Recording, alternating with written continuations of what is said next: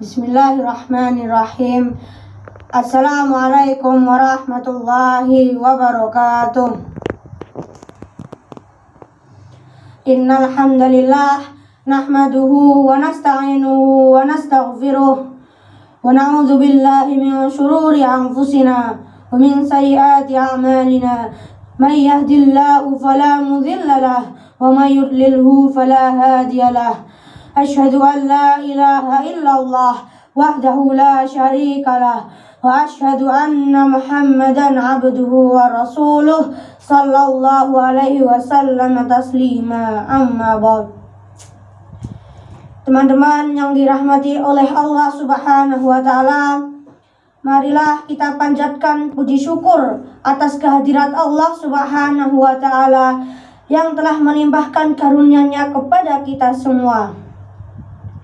Tak lupa selawat serta salam kita curahkan kepada baginda Nabi Muhammad sallallahu alaihi wasallam yang kita nantikan syafaatnya di hari kiamat kelak. Dalam kesempatan ceramah kali ini, saya akan berceramah tentang keutamaan Al-Quran.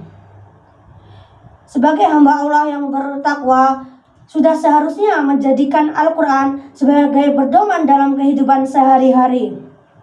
Jelas Al-Quran adalah wahyu Allah yang di dalamnya terdapat keutamaan-keutamaan dibandingkan kitab-kitab Allah yang lainnya. Di antara keutamaan-keutamaan Al-Quran ialah yang pertama, Al-Quran tidak ada keraguan di dalamnya dan petunjuk bagi orang-orang yang bertakwa. Allah berfirman dalam surah Al-Baqarah ayat yang kedua. Allah berfirman, A'udzu billahi minasyaitonir rajim. Bismillahirrahmanirrahim. Zalikal kitabu la raiba fihi hudal lil muttaqin. Yang artinya, kitab Al-Quran ini tidak ada keraguan di dalamnya, petunjuk bagi mereka yang bertakwa. Yang kedua, Al-Quran akan terjaga keasliannya. Berbeda dengan kitab-kitab Allah yang lainnya, Al-Quran akan terus terjaga keasliannya hingga hari kiamat kelak. Sebagaimana firman Allah dalam surah Al-Hijr ayat yang ke-9, Allah berfirman yang artinya, sesungguhnya kamilah yang menurunkan Al-Quran dan kami benar-benar memeliharanya. Yang ketiga, Al-Quran di dalamnya tidak ada perselisihan-perselisihan ayatnya. Sebagaimana firman Allah dalam surah An-Nisa ayat yang ke-82. Allah berfirman yang artinya, apakah mereka tidak memperhatikan Al-Quran? Kalau kiranya Al-Quran itu bukan dari sisi Allah, tentunya mereka mendapat pertentangan banyak di dalamnya. Yang keempat, berlaku untuk seluruh umat manusia sampai akhir zaman. Dan yang kelima, Al-Quran sesuai dengan sains modern.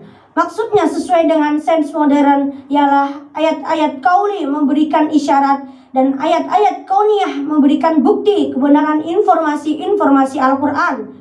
Sebagai contoh, terbentuknya atau terciptanya manusia yang tersirat dalam Al-Quran sesuai dengan sains kedokteran modern saat ini. Itulah tadi beberapa keutamaan-keutamaan Al-Quran.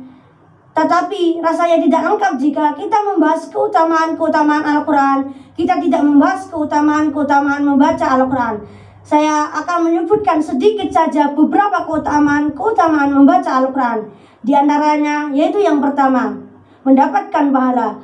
Sebagaimana hadis riwayat Tirmizi yang berbunyi, barang siapa membaca satu huruf kitabullah maka akan mendapatkan hasanah atau kebaikan. Dan setiap hasanah mendapatkan pahala yang dilipatkan 10 kali lipat. Yang kedua, sebagai penentram hati. Maksudnya sebagai penentram hati adalah Al-Quran bisa menjadi obat bagi hati yang sakit. Itulah tadi beberapa keutamaan-keutamaan Al-Quran dan keutamaan-keutamaan membaca Al-Quran. Semoga kita dalam bulan Ramadan ini bertambah semangat untuk membaca, menghafal, dan mengamalkan Al-Quran dalam kehidupan sehari-hari. Sekian dari saya. Bila ada kesalahan, mohon dimaafkan. Terima kasih atas perhatiannya. Pergi berlibur ke Pandai Kukup, melihat nelayan memancing ikan. Saya bicara sudahlah cukup.